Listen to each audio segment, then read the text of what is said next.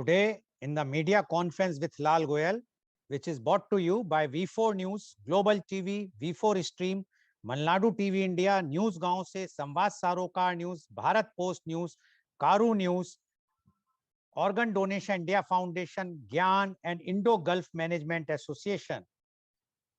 Our endeavor is to enlighten you with the current topic every day. And today's topic is not only current, but very, very relevant and very important.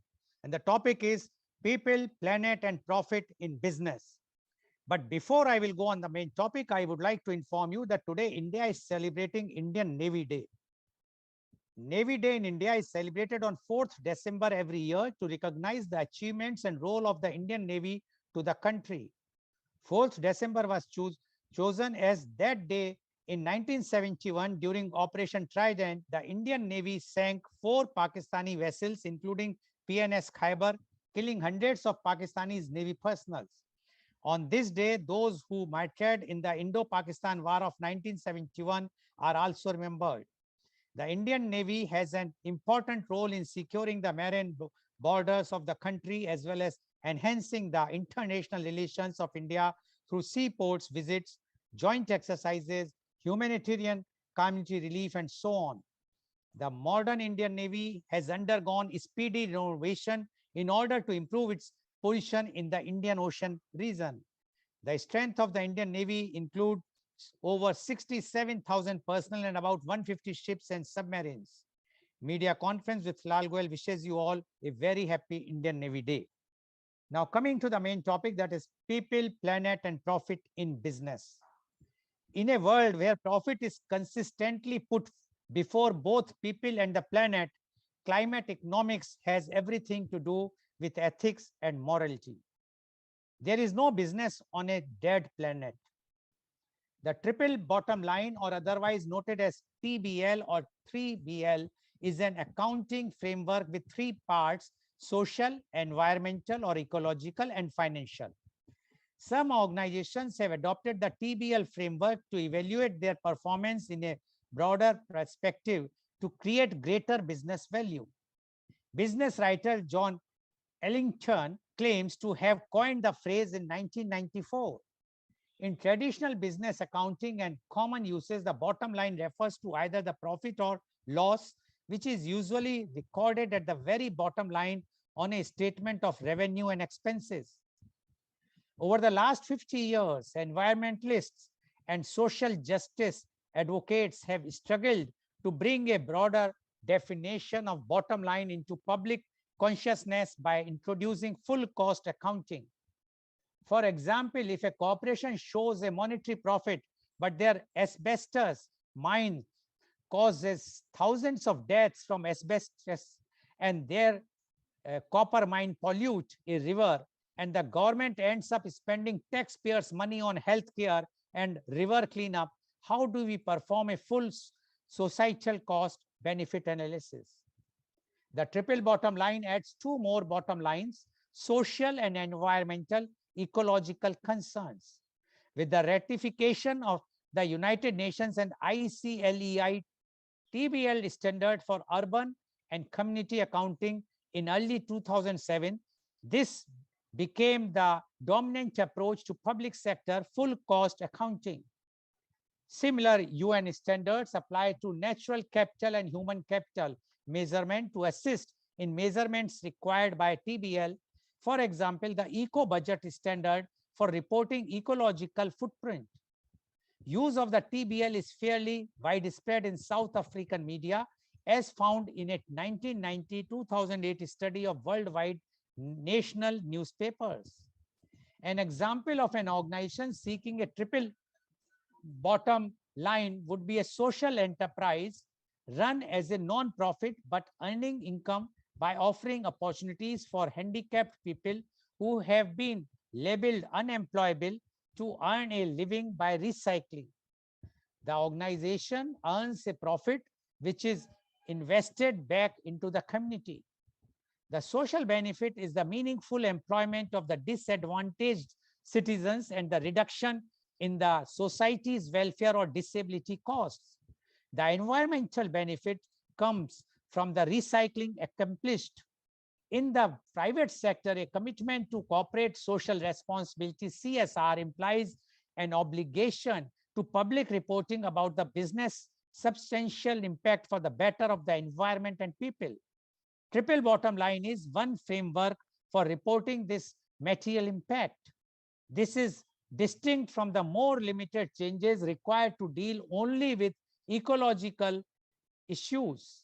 The triple bottom line has also been extended to encompass 4 pillars known as the quadruple bottom line QBL. The 4 pillar denotes a future-oriented approach, future generations, intergenerational equity, etc. It is long-term outlook that sets sustainable development and sustainability concerns apart from previous social, environmental, and economic considerations. The challenges of putting the TBL into practice relate to the measurement of social and ecological categories. Despite this, the TBL framework enables organizations to take a longer term perspective and thus evaluate the future consequences of decisions. The 3 P's of sustainability are a well-known and accepted business concept. The P's refer to people, planet, and profit, also often referred to as the triple bottom line. Sustainability has the role of protecting and maximizing the benefits of the 3 P's. And to discuss this people, planet, and profit in business, we have very elite, knowledgeable experts, those who are authority in this particular topic, and those who have well experienced panelists are with me. I would like to invite my first panelist guest, and she is Dr. Madhu Datta. Dr. Madhu Datta is the President and Chief Green Officer of the Greener Health Company and Associate Professor of Practice, Boston University, USA. She is an MIT educated dreamer, designer, dancer, and entrepreneur. She has been a professor of architecture and planning for over 2 decades and recently founded the Greener Health Benefit Corporation. She is an award-winning practitioner and has lectured worldwide on issues where human development and climate change collide. Her mission is to make the world a better place by creating people, plant, and planet-friendly green prints, policies, and movements for equitable, green, and healthy environments. Welcome, Dr. Madhu Datta, on our show.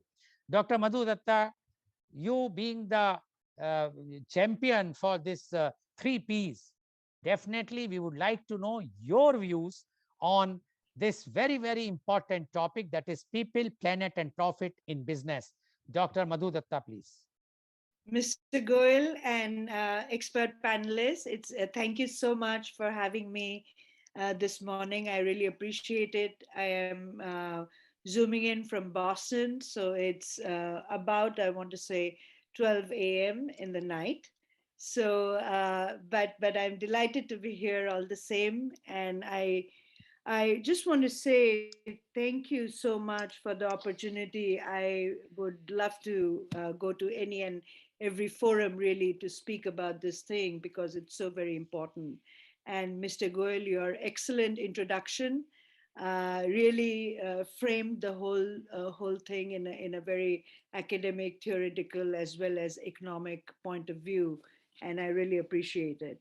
I'm a little out of sorts because I had this beautiful presentation planned for today, but I'm going to try to paint some word pictures as I go along because I am a visual thinker and I just want you to sort of set the stage. And just to put it out there, I'm not a business professional, but I am an architect, I am a planner, and more importantly, I am a climate change researcher. And I really am as much interested in the science of climate change as I am in what climate change is actually doing to our cities and more particularly the people in our cities. So my presentation today should last, I want to say it's not a presentation, but talk should last all about, I want to say 12 to 15 minutes. And the ideal outline for my talk would be, I want to start with this little story. I want to talk about the organizational fears that are associated with adopting the PPP, or the Planet Profit People approach.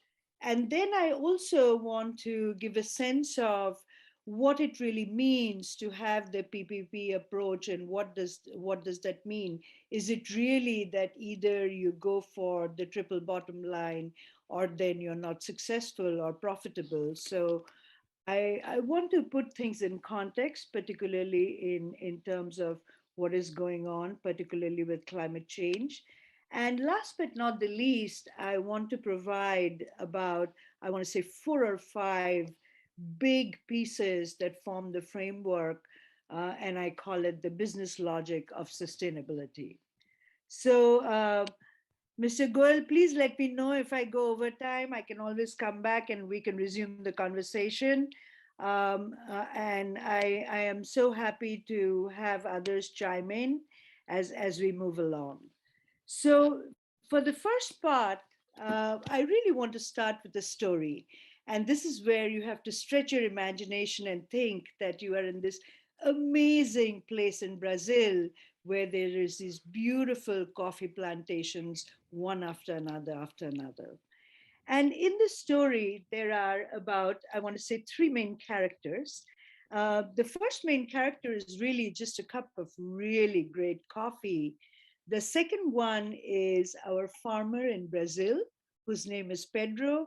And the third person is this young executive from Wall Street who goes every day to his local coffee shop and pays about $6 just to have that cup of coffee.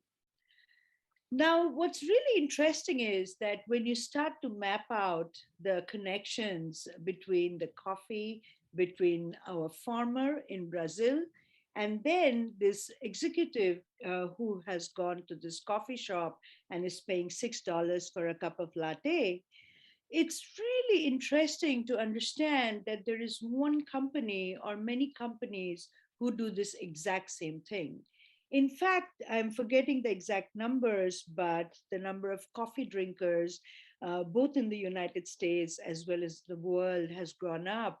The demand for coffee is really, really high, whereas the supply for coffee is slowly reducing. Now, in order for this coffee company to be successful, it needs to really think about these three players. The first player is the cup of coffee. And as a company, we always want to ensure that we have good availability and the quality of the coffee is going to be really, really good. Now, with Pedro is in this very, very critical business of actually being in the plantations in Brazil and really rearing the coffee beans and getting it processed to a point where this coffee company can then start to bag it and ship it and bring it back. And then the third person is this young executive in Wall Street. And every single day, he needs to have his fix of coffee. And he's the steady customer base, along with so many other people. Now, once the company started to understand these three parts, it also understood that each of these really stood for the three pillars of sustainability. So, one was the economic aspect, which was the consumer base, which this guy from Wall Street and so many others kept buying the coffee every single day. The other one was Pedro, our farmer, who made sure day in and day out, many like him, that the sourcing of the raw product was quite there. And then, of course, the cup of coffee, and that was contingent on all these players doing their part. So, in a way, we need to stop thinking about, much like what this coffee company discovered, we need to really stop thinking about environmental justice or then environmental consciousness as being something we should do after the fact. Because if we don't do it, like this coffee company, we realize that we really won't be able to survive, because the availability and quality of coffee the investment in people, and ensuring customer base are really interlinked in such a way that you can't really do without the other. And so this is where we look at planet, which is the environmental component, the people, which is the farmer in Brazil, and that is the social component. And as Mr. Goel put it, the last part is the profit, which is the economic component. And these really make up the three pillars of sustainability. How am I doing on time? Are we good? Yeah, please go ahead. Wonderful. So I just want to, this is the slide where now you're going to see which the coffee company is, and it's Starbucks. And what's really interesting is that Starbucks began in 1971 with three academics in Seattle, where they opened their first coffee shop. And now, in 50 years, it's almost an $80 billion company. And right from the beginning, Starbucks made sure that it really had the at its heart the well-being of its people, of its employers, of its customers, of the people who procured coffee, and the entire supply chain was not something that was purposely harmful to the environment or the people. Starbucks, as many of you may know, has 40% share of the US coffee shop market. And this is according to the World's Coffee Portal. Now, apart from Starbucks, there are many companies where in the three pillars of sustainability, or the people, planet, and profit, really is at the core of their business venture. And I'm going to name nine such companies where their annual revenue is almost more than $1 billion.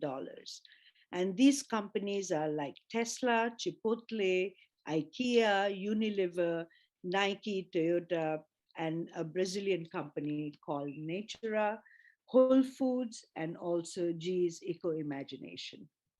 And it's really interesting to understand that these companies really have the triple bottom line as their framework, and they have done nothing but really grow over the years, particularly with climate change creating so many supply chain problems, so many sourcing problems, and so on. And so it's very important to understand that sustainability can be made profitable, but it can only be made profitable if we are looking at the social, the economic, as well as the environmental aspects altogether. Because without one, it's really difficult to make the others happen. The last thing I want to say is that it absolutely should become underscored that the business as usual model is not going to work. And when I say business as usual model, in climate science, it means temperature range within which we need to operate to actually be alive and do well. And within the business community, it is doing business like we used to without paying attention to this triple bottom line.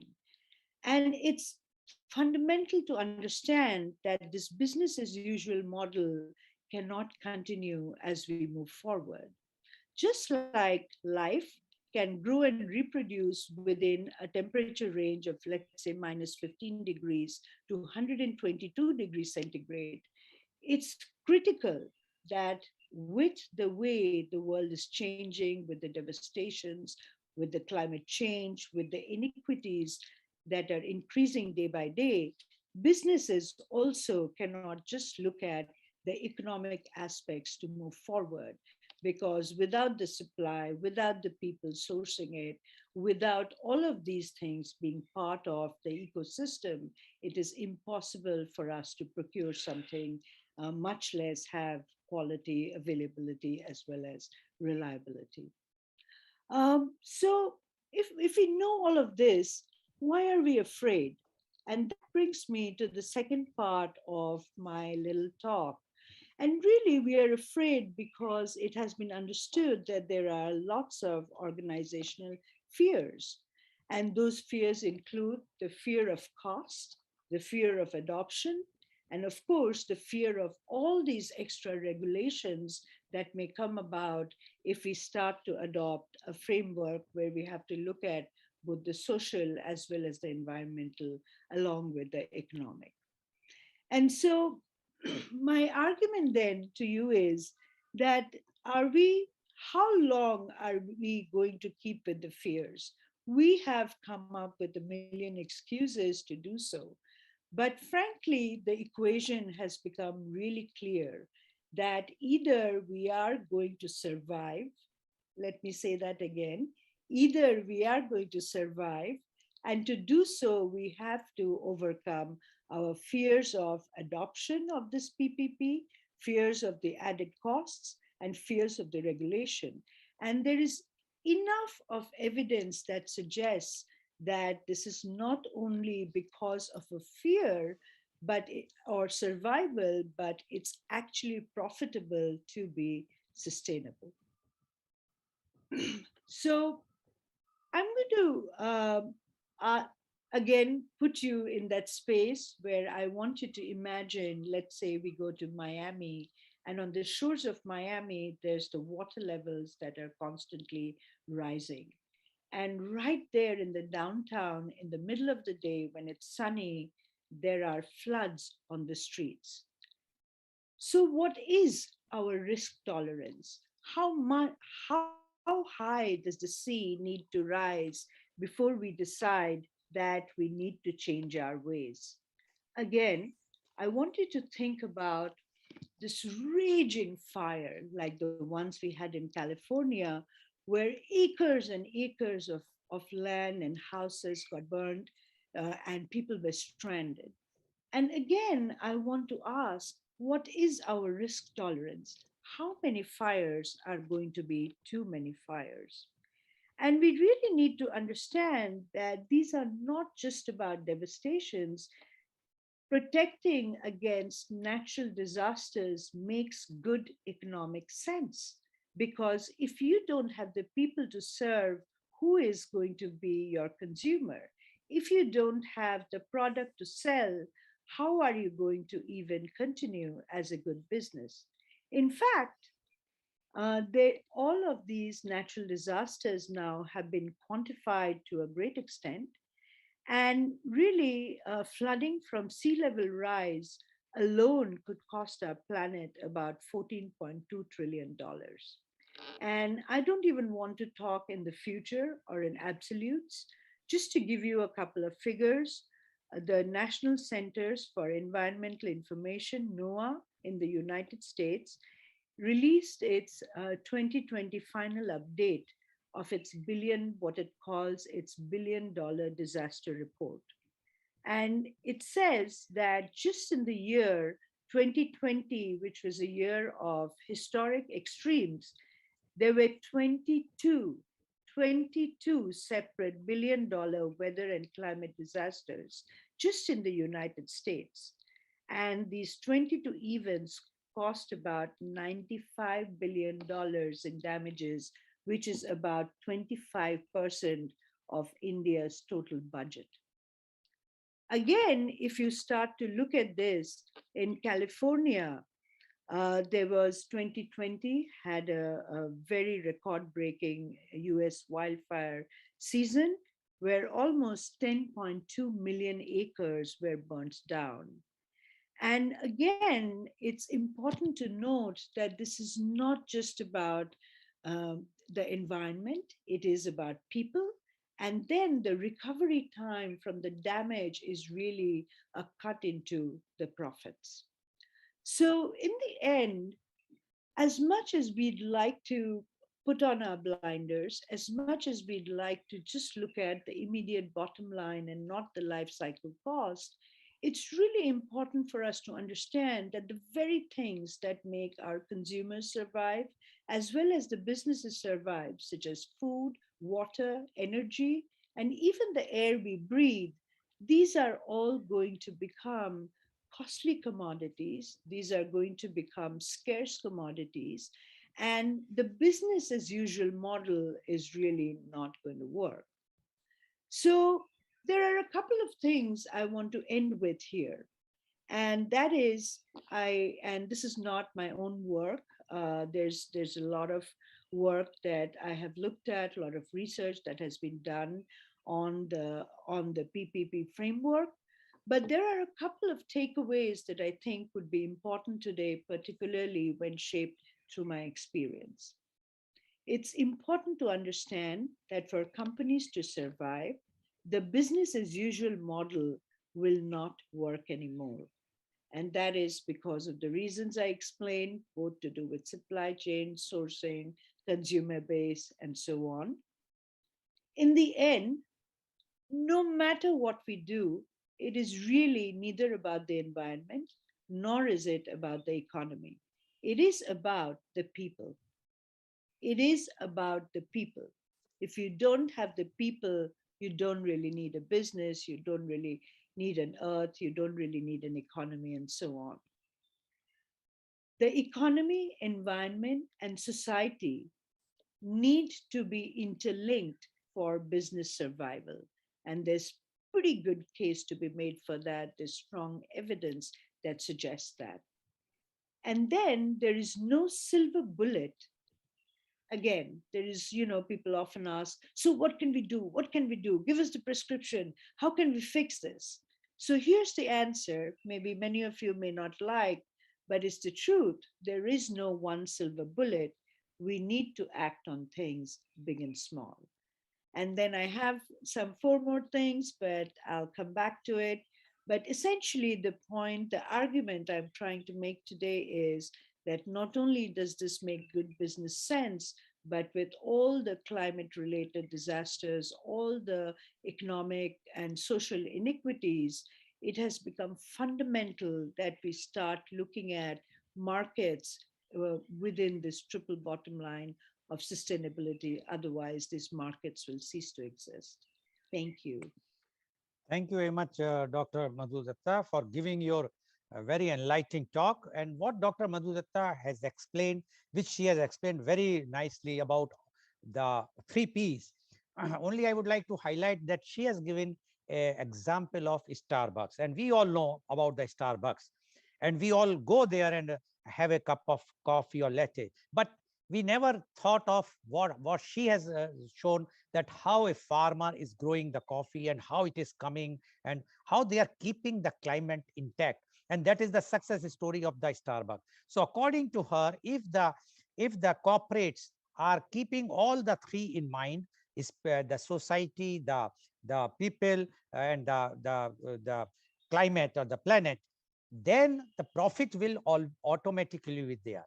But if you are only keeping your profit in mind, then if the planet will not be there, the people will not be there, what you will do?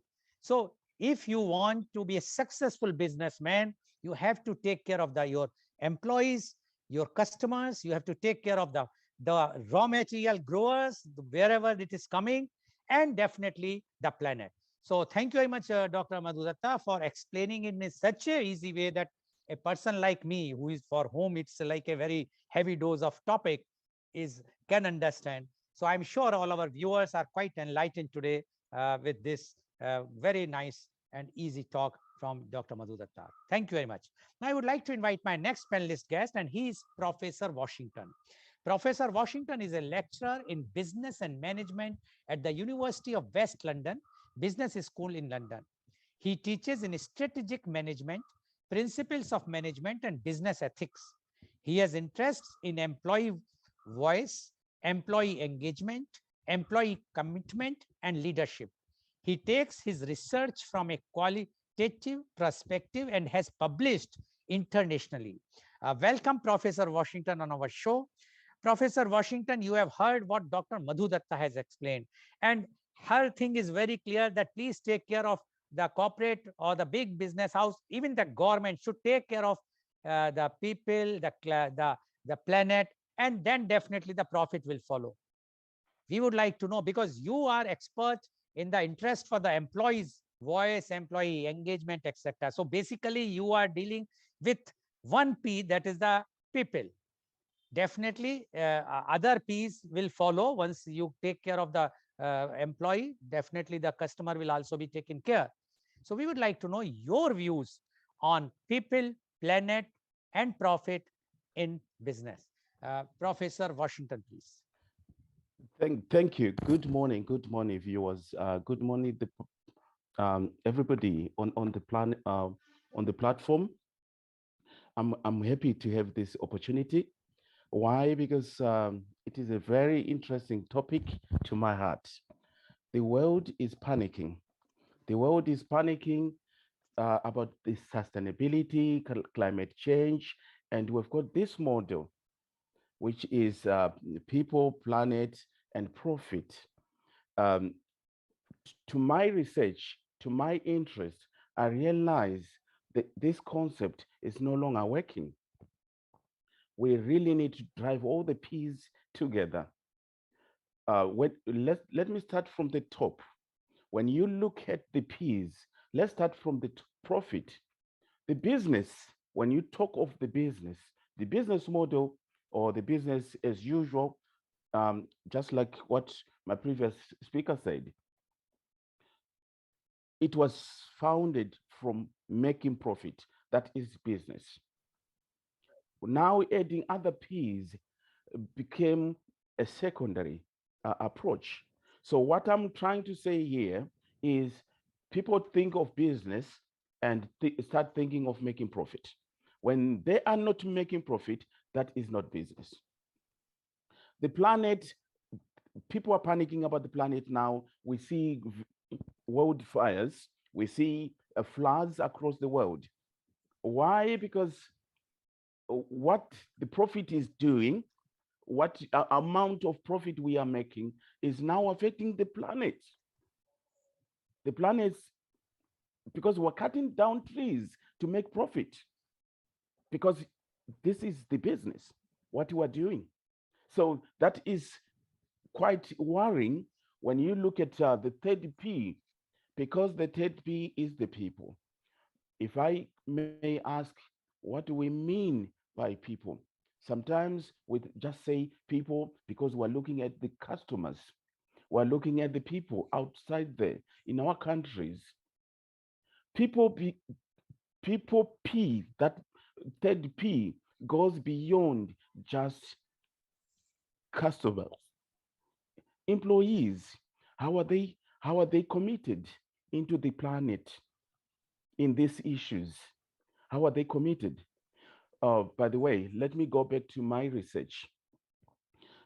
Thank you, Mr. Goel. You introduced me as someone with interest from qualitative research approach. I like to know things that are not measurable. Now we talk of COVID-19 across the world. We say social distancing. I believe that social distancing was a wrong term. It was supposed to be physical distancing to make interest into scientists. The world is driven by science. The science is driving the world. The numbers are driving the world, but not everything is measurable. That is my argument. Not everything is measurable. So the science is driving the world, and we see people cutting the trees, and we start counting how many trees are going. We see hurricanes, we start counting how many are they? How many are they? But let me drive you to another angle of seeing these PPP, three Ps. Let's look at people. There is this concept of engagement.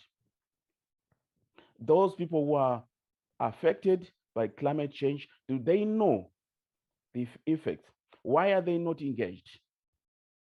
I think we have come to a point where, even in business, we really need to understand a customer from a qualitative point of view, rather than looking at quantitative to start counting the heads and say, we've got 50 customers, we've got 100 customers, therefore we are okay.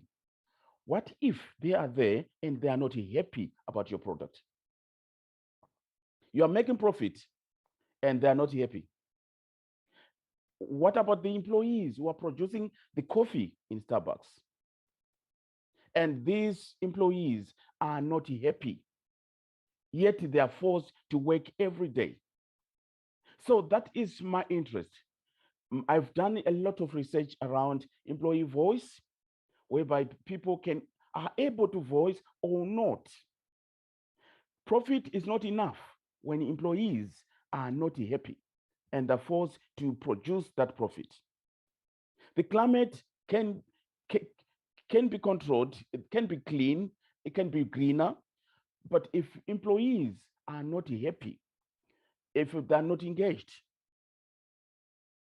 if they're not committed, then that is a challenge.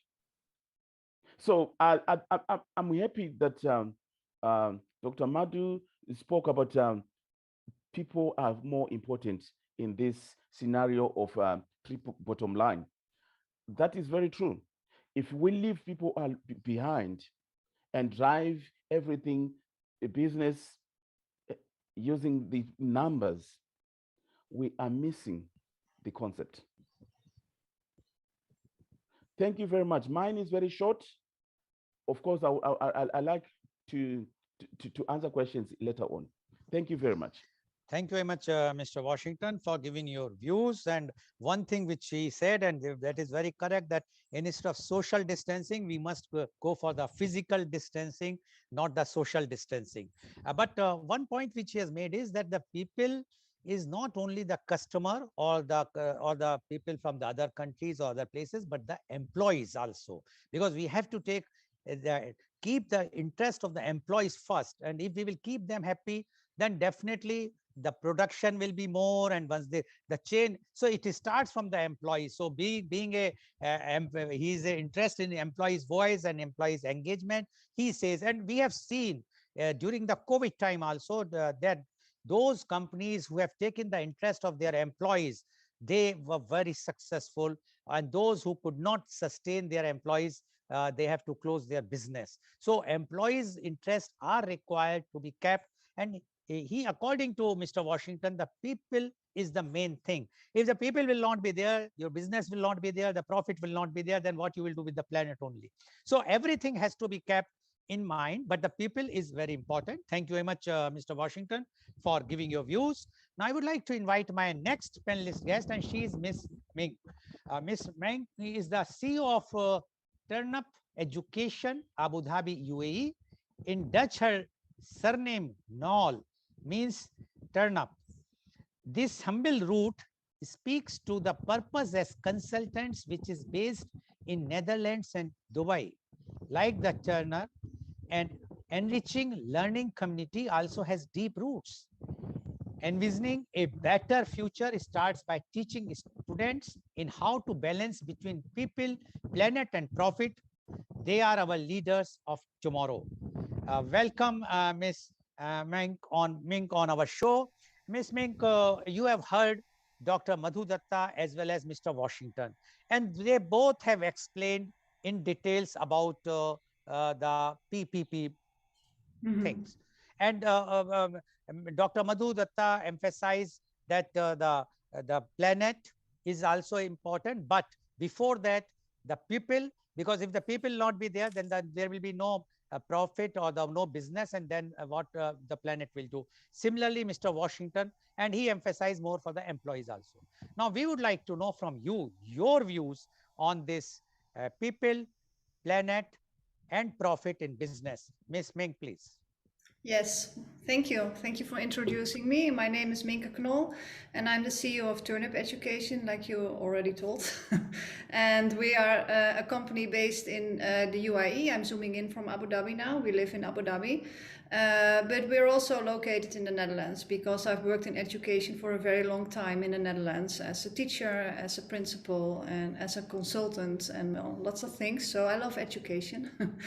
And in our company, our services are about social impact marketing, because we think it's very important that companies share their share on social media and how they achieve the PPP model, so other companies can learn from that. And we are also a specialist in school improvement, and we help schools on the road to become outstanding. So, Dr. Goel, you mentioned in your introduction, and it was quite impressive, that there is no business on a dead planet, and it's impressive because it makes it demonstrates how urgent this the situation is. And I think if we want to change the business as usual model to the people, planet, and profit model, we need to start in education. Because in my opinion, education is the key to a sustainable future. And unfortunately, there is still a big gap between education and society. And in order to change the world, to rescue our world, we need to start in education and close that gap and teach our students in how to think in a more sustainable way. And that's what we do in schools. We help them to change their mindset and to change their behavior. And I will tell you more about that in my presentation. I also had a PowerPoint, but I still cheat a bit on it. And I will share it afterwards with you. Well, I think in order to reach a sustainable society, we must learn to balance the needs of the planet with the needs of the people and the profit. And that sounds very easy, but it's not easy because we are not used to it. And I think profitability and sustainability shouldn't be seen as two separate items. They are on two sides of the coin. And that's why it's of course very important. And I also did some research in the UAE, and I think in the Netherlands, lots of companies already have the new business model based on people, planet, and profit. But in the UAE, I wasn't sure. So, of course, I also find the companies like Starbucks and Tesla and Patagonia, very nice company. But I also found this company located in Abu Dhabi, the Harbor Company. And they have this beautiful quote of our forefathers in the UAE, and I would like to share it with you. And I will read it now. On land and in the sea, our forefathers lived and survived in this environment. They were able to do so because they recognized the need to conserve it, to take from it only what they needed to live, and to preserve it for succeeding generations. And it's quoted by our late Sheikh Zayed bin Sultan Al Nahyan. And I think it's a beautiful quote, and this Harbor Company used this quote, and after that they present their new mission based on people, planet, and profits. I think the most difficult part is, and that's where you can learn your students about that, in how to make different choices, how to achieve economic, social, and environmental performance. You need to make sustainable choices. Like you have this company in the Netherlands, and it's named Tata Steel, and it produces over 34 million steel in a year, and that's a lot. They're one of the biggest polluters in the Netherlands. And there's a lot of social pressure on this company that they have to change their business model because of the pollution, of course. They have to reduce their CO2 emission to improve the environment because people get sick of this company. And I don't think that's the way. They're changing their business model now because of the social pressure. But I think, in my opinion, the change has to come from inside. And that's why we need new leaders. And I will demonstrate you this one. It's from Mandela. And education is the most powerful weapon which you can use to change the world. And I think that's true. Because students, they are our new leaders of tomorrow. And in the first presentation, I have to see your name, Dr. Madhu. I'm sorry if the pronunciation is not correct. You talked about the fears. And I think we can learn our students in how to deal with the fears. We can teach our students in how to think in a different way. That's where we can start with the mindset change and the change in behavior. And to do that, we need to integrate skills in schools, in education, and in the curriculum. Skills like problem solving. So if you are teaching business and you can solve the problem about Tata Steel I just mentioned with your students and how they can make different choices. You can teach your students in critical thinking, in how to collaborate. But that's very difficult because our teachers, they were taught in a complete different way. They never learned about skills like problem solving and critical thinking and collaboration.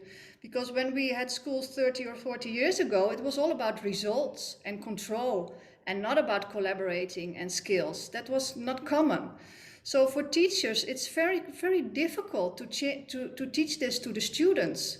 So they need help from us, and we need to teach them and how to do it in a different way, because it's not easy. How can we do that? We can start, of course, with collaboration in a school or in an organization. We need to collectively rethink and redefine how we value, protect, and restore our planet. If you want to change a business model, then you need to do that together, not by yourself. You can't say on a certain day, okay, now we have this business model based on people, planet, and profit. Just do it. That's not how it works. So the question is, how can schools help prepare 21st century learners for the future? What you see in many schools is that they pretend to be very sustainable. It's called also in the Netherlands window dressing. So they have an anti-bullying week, so only for 1 week, or in 1 week they're going to clean the beach with all the students. But their business model is not based on people, planet, and profit. I don't think that's the way. If you want to change, then you have to integrate your people, planet, and profit into your system. Sustainability education should never be viewed as separate from regular education. You have to integrate it and lead by example. If you are the principal of a school and you think my school is sustainable and you throw away your garbage on the street or drink your coffee from a plastic cup, I don't think that's the way. So first you have to change your behaviors and your mindset, and you start with a new strategy, with a new vision, a mission statement, and a strategy, and new goals, of course. And for schools, if you have that framework, then you can start building a future-proof curriculum. So if you have your new strategy based on people, planet, and profit, then you're going to work with your teachers in, okay, we have this now, how are we going to translate that to the lessons and to the students and into our school? And you need to do that together. Principals, school leaders, and teachers need to collaborate. So in that way, you can teach students the knowledge, skills, values, and attitudes that empower them to contribute to sustainable development and take action outside the classroom. That's the way you can change it. And you don't need to change it for just one subject, but you need to create a line with all your teachers from kindergarten until secondary. There has to be a line into it. And once every teacher knows how to do it, you have this new curriculum plan based on people, planet, and profit. They know what to do. Then you can start monitoring and evaluate how it's going. And you can coach the teachers. You can help them. You can train them, inspire them. And that's the moment when we have these new leaders and they know how to make sustainable choices. That's how it's working. That's how it's working, I think. And I think it's very important to keep it very simple. Like I'm also a teacher in Dutch language and literature. If I want to make this a change, I could use text about the planet, or we could write a paper about people, planet, and profit. We could have a debate about it. Just make it simple. It doesn't have to be very complicated. Or for business, you could create a new business plan or a marketing plan. What are the new financial results? How do you take into account the people and the planet and the profit? How do you measure the economic and the sustainable results? And for biology, I was at a great school last week and they had plants in old car tires. It was just beautiful. And there's also a great nursery here in Abu Dhabi, and they have this vegetable garden just to demonstrate to children how it's working and to teach them respect about our planet. And I think it's also important to share the best practices on social media, but also in your school, in your organization, so we can learn from each other. So I think big, very big, but start very small. The why is not very complicated. Everyone agrees that we have to save our planet, but the how, that's always much more difficult, because then you have to change something in your behavior. And I think then it's very important to start very small. Like, I live in a street in Abu Dhabi and there is always trash on the street. It's just, there live people here and they always throw it on the street. Well, I start cleaning it myself now, sometimes with my children if they are motivated to do that. And if I go to my work, I just bring my own coffee cup and have my own lunchbox. And if you're in the classroom, you can inspire your students by telling stories. You could lead by example, just if you are a school leader. And what I always do in the change projects in schools, sorry for this noise, that's my doorbell. I always tell the teachers, try to think of one new thing you want to do different. And you do it for about 4 or 5 weeks, and then it's integrated into your system. That's always very helpful. So if we talk about the results, and you also mentioned that, but I will give a short summary. If you use the people, planet, and profit model, it will boost your human capital enormously, because it will improve the well-being of everyone. It will give you new energy. It will also boost your reputation, because you have a strong story to share now with your community. And in the end, it will give you more new clients, like you told me for Tesla or Patagonia or Starbucks. And of course, the most important part is that we create and we work on a better world for our children. So that's my story. Okay. Thank you. Thank you very much, Ms. Mink Knoll, for giving your views. And she said, and she has given the example of the Tata Steel, how they are polluting the planet in Netherlands, because they are one of the biggest steel manufacturer. And she says that basically the education plays a very key role. And if we will educate the children from the very beginning how to respect the planet, then definitely the things can move in a PPP model. But for that, one has to do it themselves. And she says, if a school principal, if she is drinking a cup of coffee from the plastic cup or throwing the garbage outside, then what is the use? So one has to inculcate himself or herself these values, then try to pass to the students and the young children, so then they can change, and that is very much required. Otherwise, she also said the same thing, that what is going to happen if we will lose everything. Thank you very much, Ms. Ming, for giving your views. Now I would like to invite my next panelist guest, and he is Dr. Mohanlal Agrawal. Dr. Mohanlal Agrawal is the president of Indo-Gulf Management Association, Dubai, UAE. He is ranked among the 251 most fabulous global education leaders. Welcome, Dr. Mohanlal Agrawal, on our show. Dr. Mohanlal Agrawal, Dr. Madhu Datta has given her views, very, very clear views about the PPP, in which she mentioned about the Starbucks model. She has given how the companies who are taking care of all the two Ps, definitely they are making the profit, and they are having a large percentage in the market share. Then Professor Washington spoke about the importance of the people and especially the employees. And Ms. Mink has mentioned about how to educate the children. The education plays a very, very important role, so that we can have the people, planet, and profit in business. Now, you are being a business leader in one way, that because you are an innovative marketing person and you are involved with a Indo-Gulf Management Association. Definitely, we would like to know your views on people, planet, and profit in business. Dr. Mohanlal Agrawal, please. Please unmute. Please unmute. Thank you very much, Mr. Goel, for this wonderful opportunity to be with my wonderful colleagues here on 3 different countries. And it's really a great pleasure to listen to them and now contribute a few, perhaps, footnotes, or as they call, 2 bits here or there, in order to complete the discussion. I think you have already launched me into a direction which I should take, and which is the business direction. You have said, and correctly so, that an organization needs to identify the right framework to implement it, and not only to implement it, to measure it.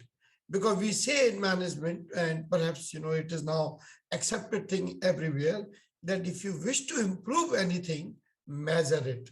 Measure it before, measure it during, measure it after. So therefore, let me talk about the measurement issue relating to 3Ps. The day John Elkington talked about these 3Ps as the model for business in the US, as opposed to the single bottom line, that the word that we had heard before in US, he had no idea at that time that this particular issue will catch on very quickly. And not only it will catch on, it will also create its own complexities and perhaps challenges for the organizations, because the concept is beautiful. The measurement of this concept is not so beautiful. The thought is beautiful, the importance is beautiful, but perhaps how to measure it is still a problem. And that's the reason why most of the time seminars, conferences, symposia, all of them on this particular topic have been evading how to measure, rank, various companies or various organizations, if not companies, even all of us on this 3P. And reason is that each P has its own measurement currency. For instance, look at the profit. The profit has a currency called a dollar or pound or whichever economic unit that you have for that particular country. So that will be the way that people check. Profit has no other measurement other than the currency, the economic currency that we have. If we take the second part of it, and which is people, the currency or the one which is by which is measured varies from country to country. For instance, in one particular country, it could be employment. In second country, it could be gainful employment. And in the third country, it could be flexible employment. Now, in what way we are going to uniformly measure this aspect is still a very, very major issue. And therefore, just I'm telling you one little thing, that how do we provide employment with the way the definition concept itself is changing from one country to another, depending upon the economic state of that. For instance, usually the advanced countries, the rich countries, they usually look for flexi employment. While on the other hand, the countries which are on the lower spectrum of the economic development, they look for employment. And somewhere a little bit in between, they will be looking for gainful employment, employment which provides them the abilities, at the same time livelihood, and at the same time some kind of excitement to enjoy the life the way they live. Let's take the third P, and that third P will be the sustainability of the planet. Are we talking about only toxic effects of the business that you are doing? Are we talking about the technology to tackle it? Are we talking about the social environment in which it is being done? Are we talking about the tolerance level of the society for that thing? For instance, we just heard about Tata Steel. Now, Tata Steel also has some of the finest standards of planet saving in India. Now, it looks like that in Netherlands or in other places, they are not seen the way they are seen in other countries. So therefore, again, the socio-economic context, the ability of the people to handle it, technology that is available, and it is not just the willingness of the company, but also the technology that is available. And plus, as I said, socio-economic context that will also determine the ability as well as the outcome of a company to save the planet. So what do we do? So that is number one question. Number two, in the same measurement issue I'm talking, that what kind of weightage do we need to give? Should we give equal 33% to all the three when we are measuring the outcome of a company on these three or triple bottom line? Or should we have a variable thing? Now, again, this is a very, very major issue, that which company, which country, and how it is to be uniformly measured. So this is the second part. Should we give more weightage to the profit because we require investments back into the into the business? Or should we take care of the people more because the people are not very well treated fairly, justly and all? Or should we really take care of the planet because as correctly said, that since there is no business on the dead planet, but at the same time, the dead planet could also be the dead business also in some cases from that point of view. So therefore, there is a major circular, vicious, virtuous circle happening in those kind of cases. So this is the second issue I'm just saying. So what is the outcome? Probably the way out will be to create an index. And this particular index could be the same way as either we had at one point of time the GDP, or we had the GNP, or later on we had the Human Development Index, HDI. If Human Development Index can be created by a particular either organization which is unbiased, which is research based, and which is applicable with mutatis mutandis. I mean, I wouldn't say totally away, but mutatis mutandis, little bit change here or there. So that if you can do, then possibly the organizations can adopt that and measure it continuously from 1 year to another, to another, to another, so that we can measure the progress correctly, accurately, and the organizations will also feel better that we are making changes, we are making progress, we are creating this impact. It will not be. So this is the thing that I would like to see. So the question will be that how to develop this probably 3PL index in the same way we have got Human Development Index. Now, Human Development Index, as you know, Dr. Amartya Sen, he created this based on his own insights, his own research, with the help of so many countries' contribution, and as a result, it became an accepted, or at least largely accepted, framework for measuring a country which could be very, very good on GDP index or GNP index, but may not be so on HDI index. The same way I could say that there should be 3PL index.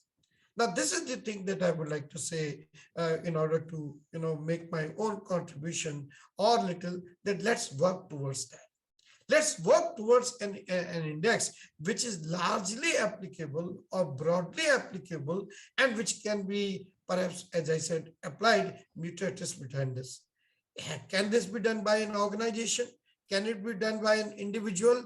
Can it be done by an institution, academic research and all? Probably yes, all three could also be there, but we do not know the answer as yet. At this particular moment, all organizations are taking it as the way they understood it, as the way they applied it, and as the way they feel proud of it. But there's no universal index to measure and rank the companies on this 3PL because of the inherent operational and also conceptual issues involved in it.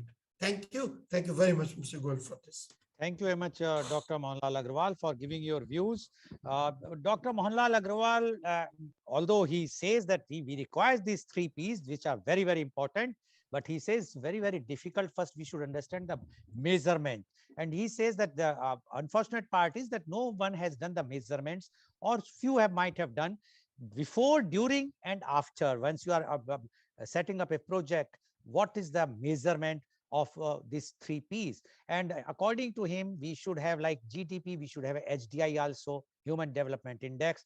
Then only we will be able to do it. But how and when we will do it, that is a separate thing. But he says we have to change, and he has also quoted the Dr. Amartya Sen, and he says that it is required if we want to see to it that all the 3 Ps or the 3 Ps to be integrated along with the business. Thank you very much, Dr. Mohanlal Agrawal, for giving your views. Now my question goes to Dr. Madhu Datta. Dr. Madhu Datta, you have mentioned about the climate, and you have mentioned how the Starbucks is keeping and all those things. But we have seen recently the Glasgow Climate Summit 2021, where all the top heads were there. All the presidents or the prime ministers of all the countries, top countries were there, and they were discussing. But what they have discussed, whether it is going to be implemented or not, that is a separate aspect. But I would like to know whether it was a success or it is just a lip service. As Dr. Mohanlal Agarwal says that we are talking, but it's a good thought about this 3PP, but practical or not, that is still to be measured. So similarly, what they have spoken that like India says that 2030, it will reduce by 50% the carbon emission and 2070, 0%. We would like to know from you, and others also spoke the same way, whether we are, it's just a lip service or really it is something which they meant. What a great question, Mr. Goel, I must say. I think early on in my career, I used to look at things in black and white. And I'm speaking most particularly about these climate summits and, declarations, treaties. I mean, we don't have to ask whether it's going to happen or not, because there has been, right from the Kyoto Protocol, there has been a historic sort of understanding that most of our targets have not been met. And again, countries have come together, just not at this COP, but other larger conferences and other COPs over the years. And so the short answer is probably not. We are not going to meet the things we are talking about.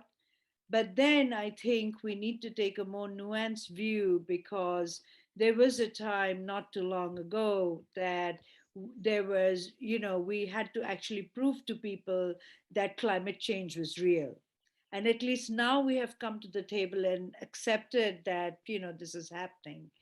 And so, with every conference, with every conversation, with every coming together, there is progress, not perfection.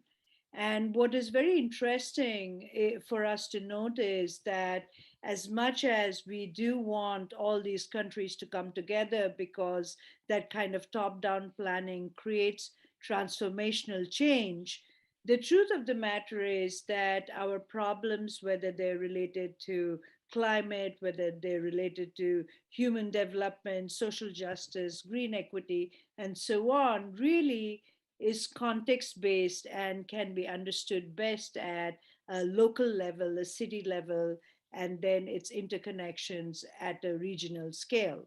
So, as much as there are world countries all across the world that are talking about this and talking a lot about it, but doing very little, there has been a lot of sea change in both the private, the nonprofit, as well as the local sectors.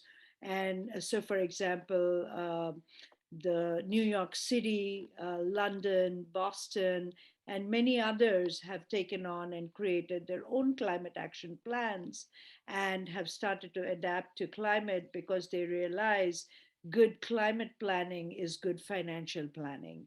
And it goes without saying that you need to protect and preserve the life and quality of the people.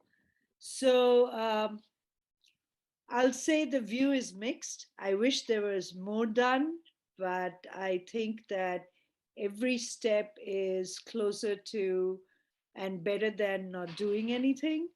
And there is one thing I just want to say, and this is something, there seems to be this argument all the time that countries like India and China, they should be allowed to pollute more because they need to get to a level of industrialization that, let's say, the US or Canada and so on have done. And, that's all very well. We understand it in the trajectory of time. And this is not to condone what the US or Canada have done, because their energy per capita is very, very high compared to countries such as India or even China. But the truth of the matter is that, if India says, we're not going to do any climate control, we're not going to stop burning greenhouse, stop sending out greenhouse emissions, nobody is going to suffer more than the Indians themselves. And you can't put a gated community in any country of the world and say, oh, I'm only going to pollute here and it's not going to go there. And just because you did it, I'll do it here, but I'm going to escape miraculously. It's not going to happen. So, looking at other countries who have already made such big blunders in terms of how they have treated the environment and so on, like US and Canada, they cannot be held up as examples for countries which are so heavily polluted, populated, such as China and India. So I just want to put it out there, wanted to take this forum to make the point, but thank you so much for your Okay, question. thank you. Thank you very much, Dr. Madhu, for giving your views. Now, my question goes to Mr. Washington. Mr. Washington, you spoke about the employees. But then business, if we see the model, hire and fire, and the customer is emperor. Now, we have this thing which are in been taught or which were told earlier. Do you think where the employees, because we are classifying, no, customer is not the people, only the people are employees, or if we are talking about the people, then the customer is emperor, and if a employee is not doing well, he is to be fired. So the hire and fire policy is always in existence, and it is there, especially in the Western like US, etc. But where is the question of the employees? Because you have mentioned about the employees. So I am asking you, the people only the employees, or we will have to see the everyone, including the customer, including the grower, the farmers, and everyone is to be included, or only the employees? Mr. Washington. Thank you. Thank you, Mr. Goel. Yes, it is an interesting point, and I really like the question. The question, when we say people, we go beyond just a customer. Of course, customers are included.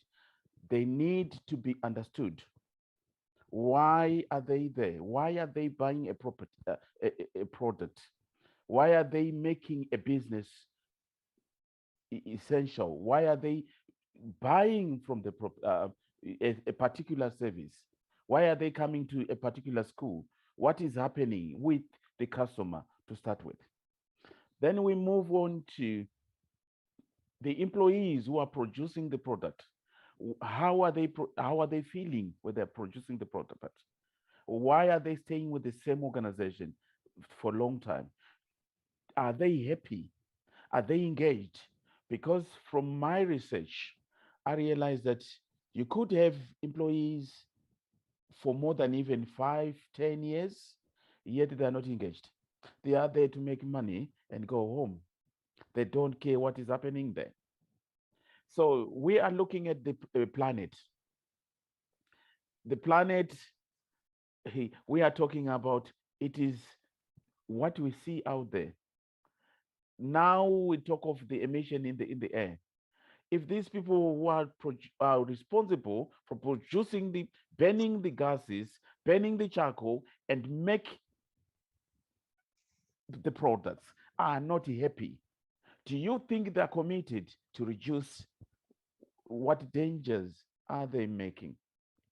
They are just doing it unethically. So what I'm trying to say is people should be understood more, because I believe from people are the people who are making profit. We are making profit for the people, and the people are the core in this triple bottom line. So employees are big issues.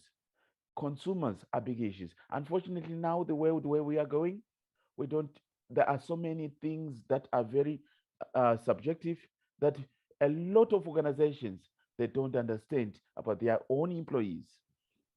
So many differences they don't understand. They have got so many employees, and they treat them as numbers in that organization. Yet there are so many things that are going through their minds. How could you then make them to collaborate and make the world greener when these people have got different feelings? They don't feel happy. They are just there to pay their bills. So the treatment of employees should be maybe a fundamental to produce a product. The treatment of the employees should be fundamental to make a project products for customers, for the customers to come and buy happily. Thank you. Okay, thank you very much, Mr. Washington. Thank you. Now my question goes to Ms. Ming. Ms. Ming, you have mentioned about Tata Steel. And you know the history that Tata Steel took over that company. It was an existing company. And the very clear thing which was taught in the business college schools is business of business is business. Now think of the people. So many employees were there. That steel company was sick company, which they have taken over, and they had, so basically they have taken care of those people, the employees which Mr. Washington is talking. So 1P was taken care, whether it's the employees or the consumer, the customer. And the secondly, as Dr. Mohanlal Agarwal mentioned, the Tatas are doing lots of social work in different countries, especially in India. We have seen how they are setting up the schools or the hospitals, or even for the climate change, whatsoever maximum things can be done. So my point is, if the business house, any business house, if they will only think about the climate, about the people only, then, and if they will not earn money, if there is no profit, then there will be no business. So the theory of that business of business is business it stands nowhere. What you say about this, Ms. Ming? Thank you for your question. I think balancing is very important for Tata Steel, of course, but you also see the opposite, because you see companies and they only think about people and planet and they forget profit and they won't survive in the end. You see that a lot in the Netherlands, I must say. They think, oh, we're not allowed to make profit, only we have to think about the planet and the people, but that's not going to work because everyone needs to make a living. So for Tata Steel, the balancing is very important, but I think that's important for all the companies, and that's when you need a new model and you have to set goals and standards, like you told in your presentation, and so you can measure, and then you can change your complete business approach, and that's what you have to do, I think. Okay, thank you. So the balance is required for all to keep the 3 Ps. Now my question goes to Dr. Mohanlal Agarwal. Dr. Mohanlal Agarwal, Dr. Madhu mentioned one thing, that India and China should be allowed to emit more, and so that or in other way that they can pollute the climate. What we are seeing in Delhi, stubble burning, thermal power plants, vehicles, and construction.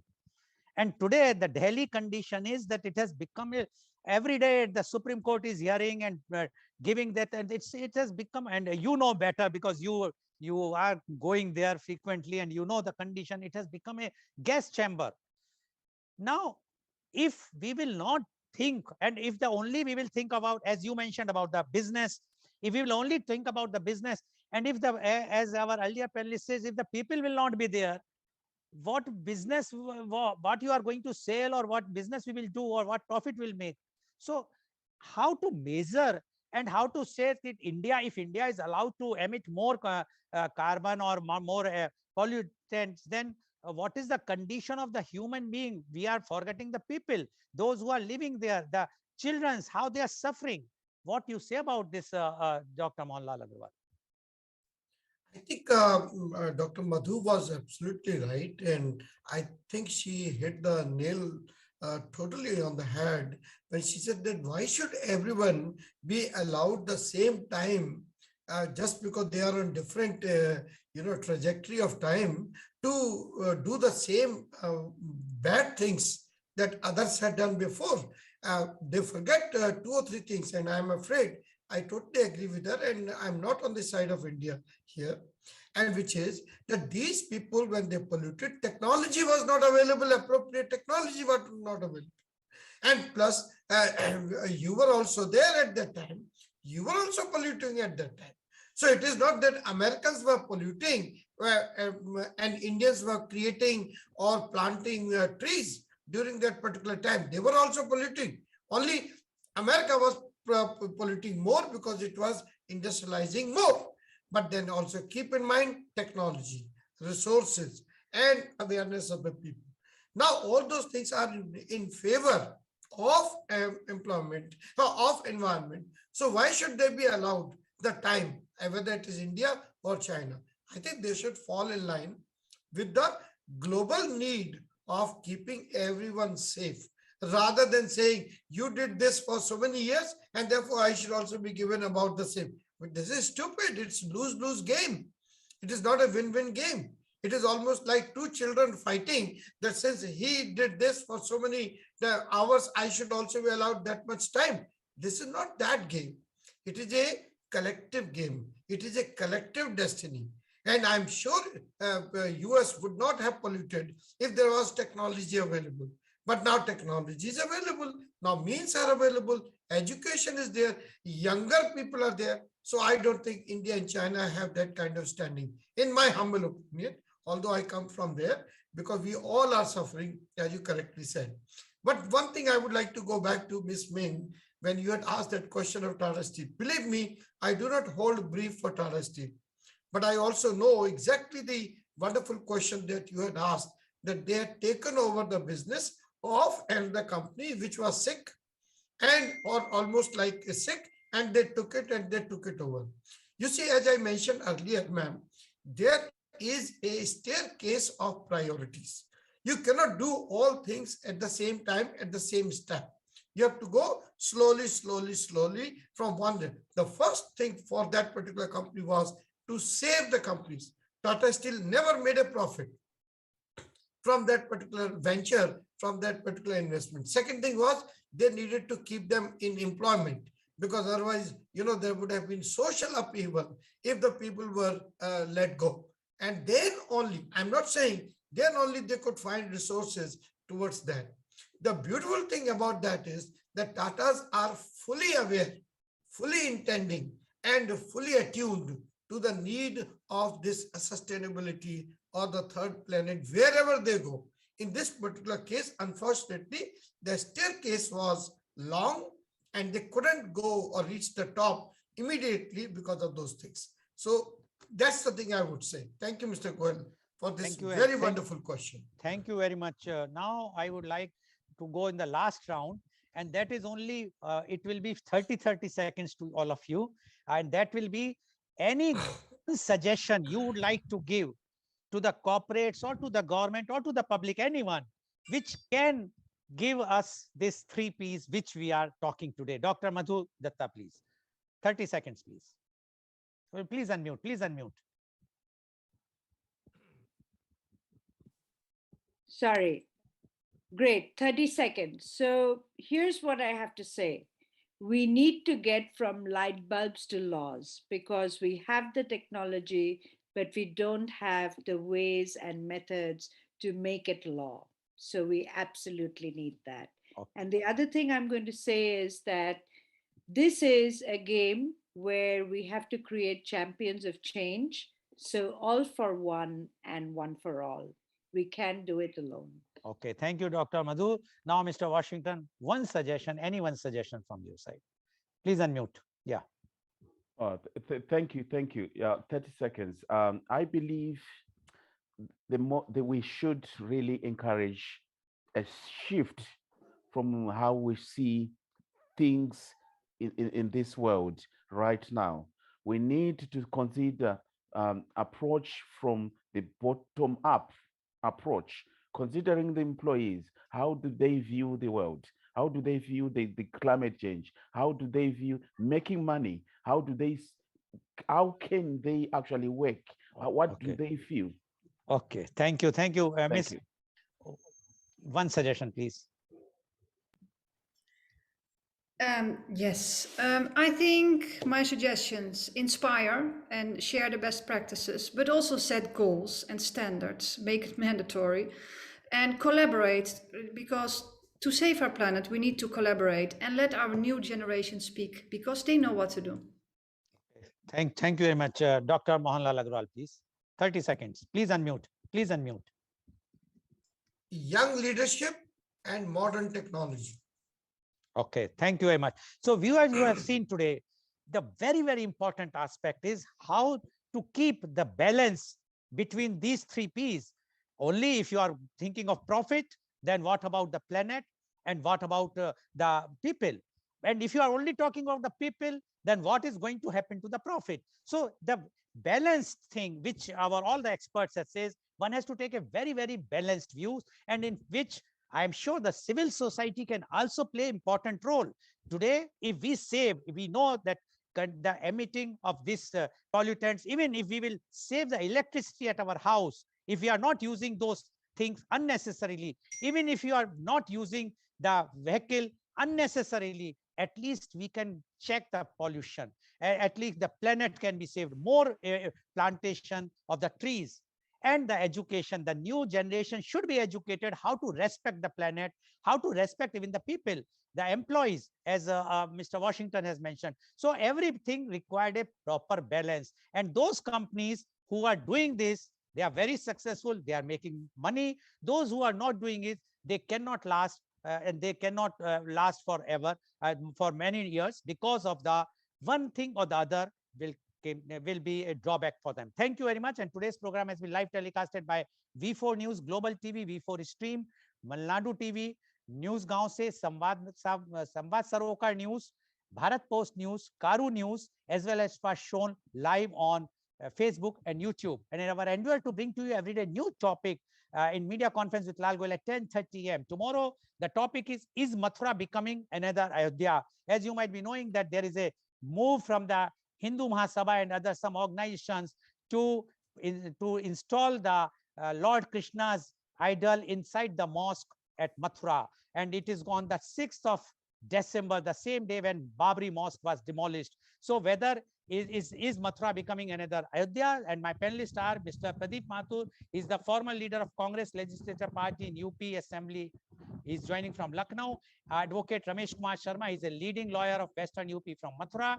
Advocate Shashank Deo Sudhi is a Supreme Court lawyer from New Delhi. And Advocate Gagan Gandhi is the managing partner of Niti Nyaya Law Office, New Delhi. So please tune in tomorrow for media conference with Lal Goel at 10:30 a.m. Thank you very much, Dr. Madhu Datta. Thank you very much, Mr. Washington. Thank you very much, Ms. Mink. And thank you very much, Dr. Mohan Agrawal, for giving your and enlightening all our viewers. And I'm sure our viewers get quite enlightened about this importance of these three P's for the business. Thank you very much. And Sir, thank you all one the viewers. second, just 1 second to Madhu. Wonderful work she has done. She has been there in the midnight of but she US. has gone now.